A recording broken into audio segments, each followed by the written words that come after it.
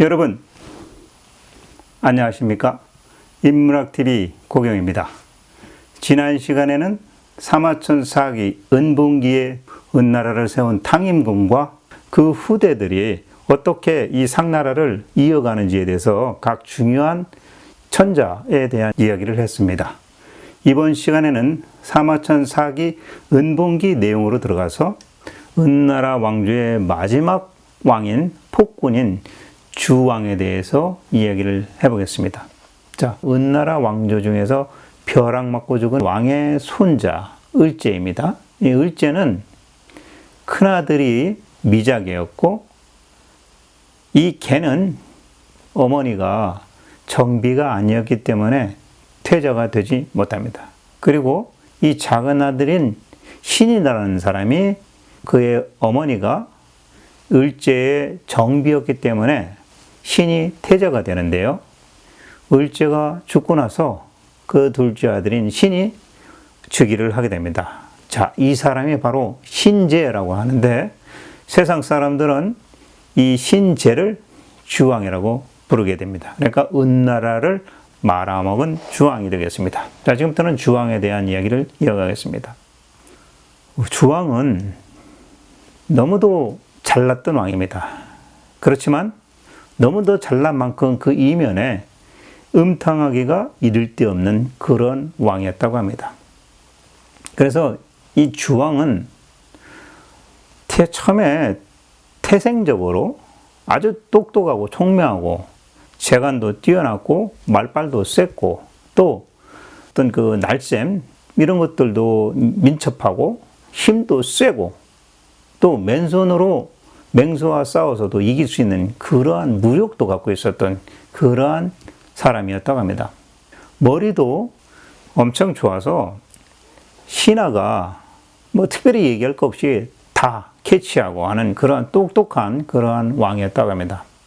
말제주 역시 이 주왕이 자기의 허물이 있어도 그걸 말제주로서 교묘하게 감출 수 있는 그런 능력을 가진 왕이었다고 합니다. 근데 이 똑똑한 주왕이 자기가 갖고 있는 그러한 재능을 자기 밑에 신하들에게 과시하고 잘난 체하고 또 그러면서 자기를 높이 의시되는 그런 스타일이었다고 합니다.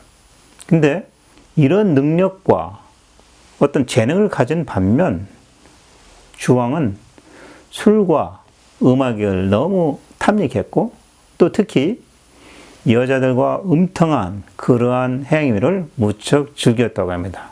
그 중에서 달기라는 총애하는 여인이 있었는데 이 달기가 원하는 것이라면 무엇이든지 다 들어주는 그런 왕이었던 거죠.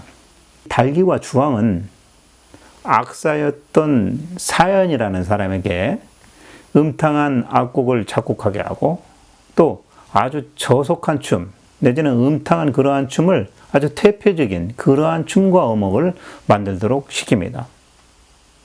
그리고 백성들에게는 세금을 아주 무겁게 부과를 해서 돈을 걷어들여서 녹대라는 곳에 가득 채우게 되고 또 곡식도 잔뜩 걷어들여서 창고를 가득 채우게 하는 그러한 욕심 많은 왕이었던 거죠. 또 천하의 개, 말, 뭐 또 기이한 애완동물 이런 걸 모두 수집을 해서 궁궐 안을 가득 메웠다고 합니다.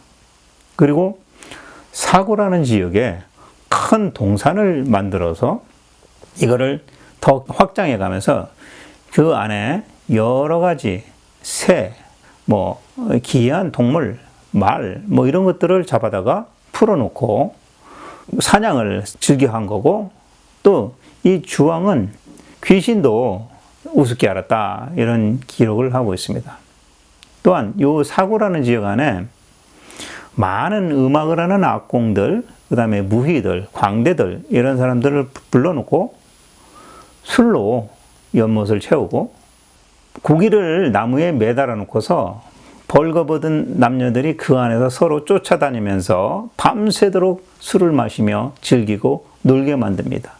자, 이거를 한자로 주지육림이라고 하는데 술주자, 그 다음에 연못의 그 지, 그 다음에 고기 육, 수풀림 이렇게 해서 술이 연못을 가득 채우고 또 고기가 숲을 이룬다는 그러한 뜻으로서 아주 호화롭고 사치스러운 그러한 술잔치를 비유하는 말로 지금 쓰여지고 있죠. 자, 주왕이 이렇게 아주 흥청망청하는 그런 아주 태폐적인 그런 왕이었던 거죠. 자, 주왕이 이런 행동 때문에 백성들은 이제 원망을 사기 시작하고 제후들도 한 사람씩 두 사람씩 배신하는 사람이 나타나게 됩니다. 그런데 이 주왕은 거기다가 또 형벌까지 더 강화를 시켜가지고 포락이라는 그 형벌을 만들어냅니다. 그러니까 포락지형이라고 하는데 이거는 어떤 형벌이냐면 동그란 구리 원기둥에 기름을 발라놓고 미끄러지도록 그 밑에다가 그 원기둥을 그냥 가로로 놓고 그 밑에는 숯불을 피워놓습니다. 그리고 그 원기둥을 그 위에 걸쳐놓고 죄인으로 하여금 그 위를 맨발로 걸어가게 해서 만약 기름에 미끄러져 떨어지게 되면 불 속으로 떨어지게끔 그대로 타죽게 하는 그러한 형벌입니다. 포락이라고 하죠. 자, 이러한 그 형벌을 총애하던 달기라는 여인과 주왕이 그 형벌을 보면서 즐겼다고 합니다. 불구덩이에서 떨어져 불에 타 죽는 그러한 죄수를 보면서 박장대소하면서 즐거워했다라는 그러한 얘기죠. 그리고 당시 주왕의 신하로 삼공이 있었습니다. 그 삼공 세 사람이 누구냐면 첫 번째로는 나중에 주나라를 세우게 되는 서백창입니다. 그리고 두 번째 구후, 그 다음에 세 번째 악후, 이 세 사람 삼공이 있었는데요. 중간에 있던 그 구후는 자신이 낳은 아주 이쁜 딸을 주왕에 바쳤습니다. 그런데 이 주왕이 구의 그 딸이 음탕한 짓을 하는 것을 싫어하니까 이제 미워져가지고 그 구의 딸과 함께 구를 죽여버립니다. 그리고는 구의 그 죽은 시신을 포를 떠가지고 소금에 절였다고 합니다. 자, 이와 같은 주왕의 포악한 모습을 보았던 삼공 중에 하나인 아쿠가 주왕한테 이렇게 하실 수가 있습니까? 하면서 따지니까 주왕은 한술 더 떠서 아쿠마저 죽인 다음에 포를 떠버리게 됩니다. 자, 이 삼공 중에서 살아남은 서백창이 이 소식을 듣고서 주왕한테 나가서 얘기하지 못하고 혼자서 탄식을 합니다. 야, 왕이 이런 짓거리를 하다니 뭐 이렇게 했겠죠. 근데 이 소리를 신하였던 송후호라는 사람이 주왕에게 고자질을 합니다. 그래서 주왕은 열이 받아서 서백창을 잡아다가 가두게 됩니다. 자, 주왕의 폭정에서 사실 서백창이 다행히 죽음을 면하고 갇히게 된 거죠. 서백을 따르던 굉유라는 사람이 아주 이쁜 여자, 미녀와 또 아주 귀한 포물, 이런 거, 그 다음에 아주 훌륭한 말, 준말을 준비해가지고 주왕에게 바치고 대신에 서백창을 사면해 주십시오라고 부탁을 합니다. 그래서 결국 굉유의 도움으로 서백창은 감옥에서 풀려나게 된 거죠. 자, 감옥에서 풀려난 서백창은 낙수 서쪽에 자기가 갖고 있던 땅을 주왕에게 바치면서 흉폭한 형벌인 포락의 형벌을 없애주기를 청하게 됩니다. 그때 주왕이 이 땅을 받으면서 서백창에게 활, 그 다음에 화살, 그 다음에 커다란 도끼, 요거를 하사해 주면서 당신이 주변의 제후국을 정벌할 수 있도록 권한을 줄 테니까 당신이 저쪽 서방의 제후들의 우두머리로 당신의 제후들을 좀 통솔을 해라 라고 오히려 서백창을 키워준 거죠. 자, 그때 이 은나라의 마지막 왕이었던 주왕은 비중이라는 사람을 등용을 하는데 이 비중에게 국정을 맡깁니다. 근데 비중이라는 사람은 아주 아첨질을 잘하고 사리사욕만 채우는 그런 사람이었기 때문에 은나라 사람들은 오히려 더 비중이라는 사람을 더 멀리하게 된 거죠. 그래서 더 인심이 나빠지게 된 겁니다. 또 주왕은 오래라는 사람도 등용을 하게 되는데, 이 오래라는 사람은 자기 외 주변의 다른 사람들을 비방하기를 아주 좋아한 그러한 간신 같은 사람입니다. 그래서 이 오래 때문에 주변의 제후들이 은나라에 와서 더 이상 조회를 참석하지 않고 오히려 은나라를 배척하면서 멀어지게 됩니다. 자, 그러니까 주왕은 자기 밑에 신하들도 아주 간사하거나 음흉한 그런 신하들을 골라서 일을 맡게 되었던 거죠. 그러니까 민심이 계속해서 더 나빠지게 된 거죠. 자, 이때 서백창은 자기의 세력을 더 강화시켜서 폭정을 하고 있는 은나라 주왕에 대해서 도전을 하게 됩니다. 자, 그 이야기를 해보겠습니다. 서백창이 서쪽의 제후들을 통솔하러 갔다가 다시 돌아와서 겉으로 드러나지 않게 자기의 덕을 베풀고 선정을 하게 됩니다. 그러니까 많은 제후들이 은나라의 주왕을 등지게 되고 서백을 추종하게 되죠. 뭐 덕을 베푸니 당연히 사람들이 그쪽으로 따르게 되는 거죠. 이와 같이 서백의 세력이 점점 강해짐에 따라서 주왕의 위세는 거꾸로 점차 줄어들게 되는 거죠. 자, 이때 주왕의 숙부였던 비간이라는 사람이 주왕에게 간언을 하게 됩니다. 왕이시여, 정신 좀 똑바로 차리십시오. 뭐 이런 얘기를 했겠죠. 그때 이 은나라의 주왕은 숙부 비간의 말을 듣지 않습니다. 당시에 상용이라는 사람이 있었는데, 이 상용이라는 사람은 은나라 백성들에게 덕을 많이 베풀어 가지고 아주 능력 있는 사람이라고 이제 손꼽는 사람이었는데, 그러한 상용이라는 사람을 이 폭군이었던 주왕은 등용하지 않았던 거죠. 결국은 훌륭한 인물이 있어도 이러한 주왕은, 망해가는 왕은 사람을 알아보지 못했다, 이런 얘기인 거죠. 자, 서백창이 제후국들 중에서 기국이라는 제후를 청벌해가지고 멸망을 시켜버리게 됩니다. 자, 이 소식을 들은 주왕의 신하였던 조이가 서백창이 세우려는 주나라가 약간 두려워졌어요. 그래서 그 신하가 은나라 주왕에게 달려가서 이렇게 말을 합니다.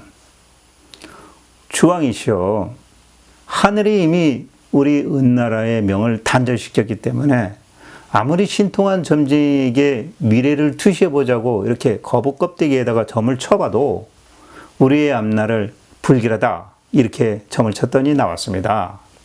이와 같은 점은 임금님께서 지금 음란하고 포악한 이런 생활을 하고 계시니 하늘의 관계가 끊어져서 그런 것 아닌가라고 생각됩니다. 그러니 왕께서는 백성들을 좀 보살피고 하늘의 뜻을 좀 헤아려 가지고 그런 짓을 좀 하지 않으셨으면 좋겠습니다. 이 나라 백성들 가운데 이 나라가 망하기를 원치 않는 사람이 없으니 이와 같은 일들은 하늘이 우리에게 재앙을 내리지 않으면 이런 일이 벌어지겠습니까? 라고 진정 어린 그러한 이야기를 주왕에게 말을 합니다. 근데 이 말을 들은 은나라의 마지막 왕 주왕은 이렇게 대답을 합니다. 내가 태어나서 국왕이 된 것 자체가 하늘의 천명이었는데 당신 지금 무슨 소리 하는 것입니까? 라고 오히려 은주왕이 자기가 황제가 된 거, 왕이 된 것 자체가 천의 명인데 하늘의 명인데 무슨 소리냐? 이런 생뚱맞은 대답을 하는 거죠. 이때 그 신하였던 조이는 딱 돌아서서 한탄을 하면서 이렇게 말을 합니다. 당최 저 주왕에게는 무언 말을 할 수가 없구나 라고 떠나갑니다. 자, 주나라를 세운 서백창 문왕이 얼마 있다가 죽게 됩니다. 그래서 그 뒤를 이은 서백창의 아들 무왕이 은나라의 주왕을 정벌하기 위해서 나서게 됩니다. 그 이야기를 해보겠습니다. 서백창이 세상을 떠나고 발이라는 사람, 나중에 무왕이 되는 그 발이 서백창의 뒤를 잇습니다. 자, 이 사람이 바로 주나라의 무왕이 됩니다. 무왕이 동쪽 지방을 정벌하여 맹진이라는 지역에 도착하니까 은나라를 쳐버리고 주나라로 모여드는 제후들이 약 800명이나 되었다고 합니다. 그러니까 나라가 망하게 되면 그 주변에 있던 권력자들은 다시 더 똑똑한 사람에게 모여들게 되는 거죠. 그래서 이 모여든 제후들이 주나라의 무왕에게 이렇게 말을 합니다. 주왕을 정벌하십시다. 이렇게 은나라의 대표적인 왕 주왕을 정벌합시다. 이렇게 건의를 한 겁니다. 그때 무왕이 대답을 합니다. 그대들은 하늘의 명을 아직 모르고 있어. 무왕은 일단 은나라의 주왕을 정벌하지 않고 돌아갑니다. 자, 한번 사양을 한 거죠. 그런데 이 은나라의 주왕은 갈수록 더 난폭해지고 음란해져 갑니다. 주왕의 아까 얘기 드렸던 배다른 형이 있었죠. 미자. 자, 이 이복형인 미자가 주왕에게 찾아가서 몇 번이나 잘해보십시다 라고 간언을 했는데 이 주왕이 그 미자의 이야기를 들으려고 하지 않자 미자는 태사, 소사, 자기 밑에 신하들이죠. 그 사람들과 상의를 하고 나서 은나라를 떠나버립니다. 그렇지만 주왕의 숙부였던 비간은 이렇게 말합니다. 신하는 죽더라도 임금에게 충성 어린 그러한 간언을 해야 한다. 일괄되게 계속해서 주왕에게 간언을 합니다. 자, 이 비간이 주왕이 귀찮도록 자꾸 주왕의 잘못을 이야기하니까 열받은 주왕이 화를 내면서 이렇게 말합니다. 비간에게 자기 작은아버지나 큰아버지 되겠죠? 성인의 심장에는 구멍이 7개 있다고 나는 들었습니다. 라고 말을 합니다. 이때 달기도 그 옆에 있었던 거죠. 달기가 부추긴 겁니다. 비간을 죽이도록. 그래서 주왕은 자기의 숙부인 비간의 배를 갈라가지고 비간의 심장을 꺼내서 진짜 구멍이 7개인지 확인해 보았다고 합니다. 결국 죽음을 당하게 만든 거죠. 자, 또 다른 주왕의 숙부 기자가 있는데 이 기자가 너무나 두려운 나머지 이제 기자는 미친 척하면서 다른 사람의 노비가 되려고 했지만 주왕이 자기 두 번째 숙부인 기자마저 잡아가지고 가둬버립니다. 자, 이런 상황에서 은나라의 태사와 소사는 은나라의 제기와 악기를 가지고 주나라로 달아나 버리게 됩니다. 자, 이 태사와 소사, 그러니까 나라의 어떤 중요한 물건을 갖고 은나라에서 주나라로 도망을 가버렸다. 이제 나라의 운명이 바뀌게 된다. 이런 의미죠. 그래서 마침내 주나라의 무왕이 여러 제후들을 거느리고서 은나라 주왕을 징벌하게 됩니다. 그러니까 은나라의 주왕도 자기 군대를 일단 일으켜가지고 싸움을 하면서 대항을 했지만 결국 은나라의 주왕은 주나라 무왕에게 패하게 됩니다. 그때 주왕은 다시 성으로 도망쳐 들어와서 녹대, 돈을 잔뜩 쌓아놨던 곳이죠. 이 녹대로 올라가서 보옥이나 이런 금붙이 이런 것들로 장식되어 있는 옷을 뒤집어 쓰고서 불 속으로 뛰어들어서 스스로 목숨을 끊었다라고 합니다. 그때 무왕은 이 목숨을 끊은 주왕의 목을 베어서 커다란 백색 뒤에다가 매달아 놨다고 합니다. 그리고 달기 역시도 잡아서 참수를 시켰다라고 합니다. 이때 주왕을 죽이고 난 무왕은 갇혀 있었던 주왕의 숙부 기자를 풀어주고 또 주왕의 숙부 중에서 심장에 꺼내졌던 비간의 묘에 가가지고는 봉분을 더 쌓아주고 그 다음에 아까 이제 은나라 백성들한테 덕을 많이 베풀었던 상용이라는 사람이 있었죠.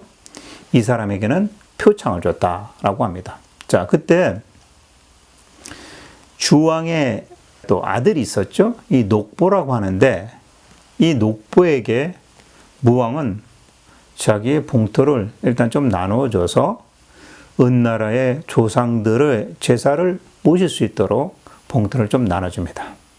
그리고 예전에 잘 나갔던 은나라의 반경제 정치를 그대로 집행할 수 있도록 은나라 백성들이 이렇게 좀 즐겨 그 정치대로 살 수 있도록 그렇게 배려도 해줍니다.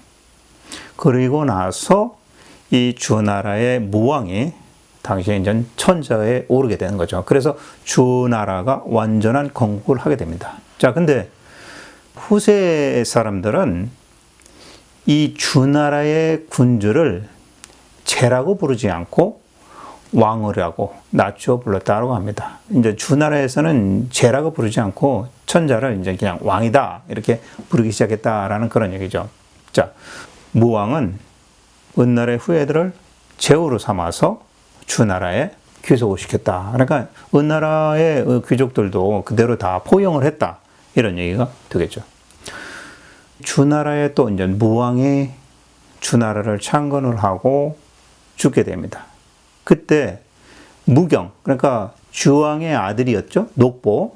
이 주왕의 아들이 이 무왕의 형제들, 주나라 무왕의 형제들 관숙 그리고 채숙하고 같이 협잡을 해가지고 난을 일으킵니다. 왕권을 빼앗기 위한 거죠. 그러니까 무왕이 죽고 무왕의 아들인 성왕에게 왕권을 넘겼는데 이 삼촌이었던 무왕의 형제였던 관숙과 채숙이 은나라 주왕의 아들이었던 녹보를 꼬드겨 갖고 성왕을 물리치고 자기들이 왕이 되려고 한 겁니다. 근데 이때 그 무왕의 또 형제들 중에 주공단이 무왕의 동생인데 이 주공단이 자기 조카인 성왕을 지키기 위해서 그 당시 다른 형제 관숙과 채숙을 상대해서 왕권을 지켜주는 그러한 사람이 된 거죠. 또 당시 성왕은 미자, 주왕의 형이었죠. 미자를 송나라에 봉해서 은나라의 그 후대를 이어가도록 그렇게 해줍니다. 자, 여기까지가 은나라 본기의 마지막 왕, 주왕이 죽고 주나라가 창건되는 초기 단계의 역사 이야기입니다. 자, 여기까지가 은나라 본기 내용이 되겠습니다. 자, 은나라 본기 상대적으로 600년 역사를 이렇게 짧은 시간에 이야기를 하다 보니까 조금 내용이 충실하지 못한 면이 있겠습니다. 하지만 여러분들이 은나라의 왕의 계보를 잘 보시면서 이해하시면 은나라 600년 역사를 우리가 확실하게 이해할 수 있는 그런 시간이 될 것 같습니다. 지금까지 사마천 4기 본기의 세 번째 은본기에 대한 이야기를 여러분들에게 말씀드려 봤습니다. 자, 이제 다음 시간 이야기, 다음 회는 지금 막 등장했던 인물들이죠. 서백창, 그리고 무왕, 그 다음에 주공단. 주나라가 세워지기에 있어서의 초기에 역할을 했던 그러한 사람들의 이야기입니다. 그래서 주본기 첫 시간을 시작해 보도록 하겠습니다. 지금까지 인문학TV 고경이었습니다. 제 오른편에 저의 사진 눌러주시면 구독 신청이 됩니다. 그리고 저희 왼편에 제가 오제본기, 순임금, 우임금, 그 다음에 은나라의 역사적인 이야기 이런 영상들을 올려놨습니다. 참조해 주시기 바라겠습니다. 자, 지금까지 시청해 주신 여러분 감사합니다. 다음에 또 뵙겠습니다.